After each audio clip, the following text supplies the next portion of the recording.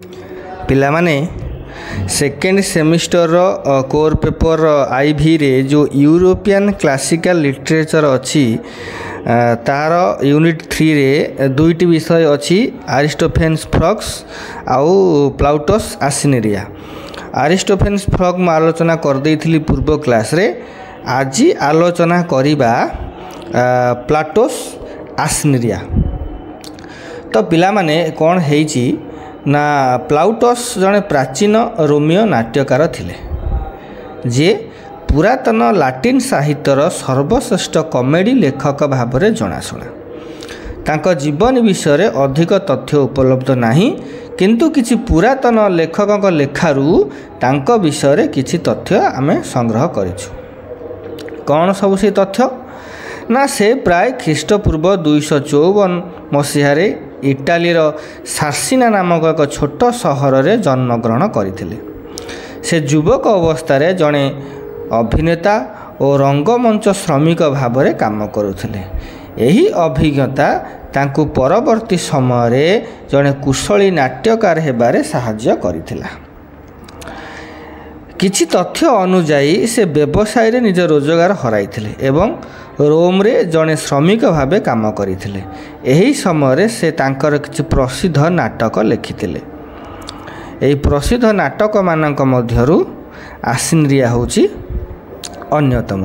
तांकर मृत्यु प्राय ख्रीष्टपूर्व 184 मसीह होइथिला। प्लाउटस को नाटक गुड़िक ग्रीक कॉमेडीर अनुकरण थिला, जहाकू पालियाटा कॉमेडिया बोली कहा जाए। पालियाटा कॉमेडिया से लोकप्रिय ग्रीक नाट्यकार मेंडार को नाटक रू प्रेरणा पाइथिले। तांको नाटक गुड़िक बहुल भाव में व्यवहृत होता चरित्र गुड़िक हला अहंकारी सैनिक, लोभी वृद्ध, चतुर गुलाम एवं जाला भाई। तांकर नाटक गुड़िक पर यूरोपर अनेक नाट्यकार जेमितिकी शेक्सपियर, जॉनसन और मिल्टन को प्रभावित करथिला। तेणु आज आलोचना करिबा आमे कौन ना आसिनेरिया।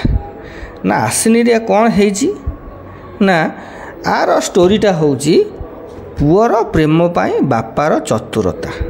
कौन ना एया घटना घटीची जे ना ये जो नाटकर कहानीटा एथेन्स सहर रे आरंभ हुए।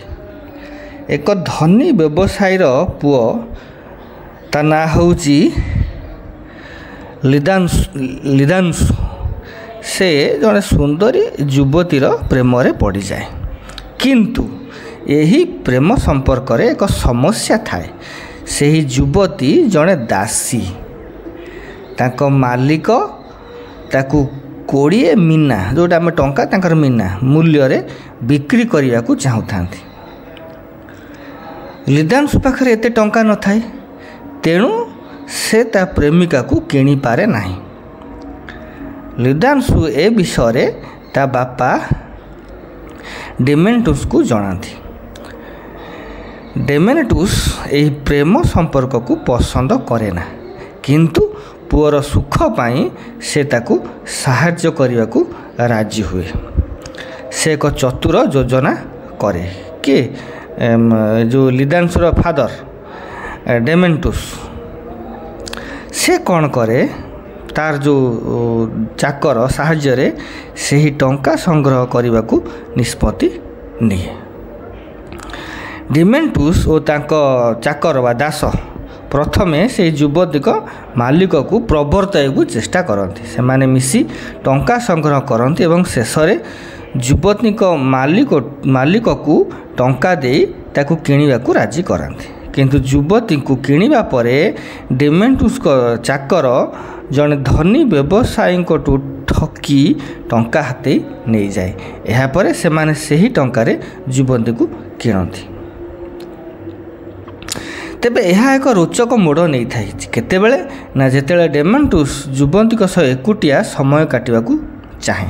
से तांको पुओ को कहे कि डेमेंटुस ता पुओ कहे जे युवती को देखिबा पई तांकर इच्छा, किंतु डेमेंटुस को स्त्री एक कलह सृष्टि करे, जहा फल ତାଙ୍କର ଏହି ଗୋପନୀୟ ଯୋଜନା ବିଷୟରେ ଜଣାପଡ଼ିଯାଏ। ଏହାଫଳରେ ଯୁବତୀଙ୍କ ମାଲିକ ଅସୁବିଧାରେ ପଡ଼ନ୍ତି। ଶେଷରେ ଯୁବକ ରିଦାଂଶୁ ନିଜ ପ୍ରେମିକାଙ୍କ ସହ ରହେ ଏବଂ ତାଙ୍କ ବାପା ତାଙ୍କୁ ସବୁକିଛି ଦେଇଦିଅନ୍ତି। କାହାଣୀଟି ଶେଷରେ ଏକ ମଧୁର ସମାପ୍ତି ଦିଏ।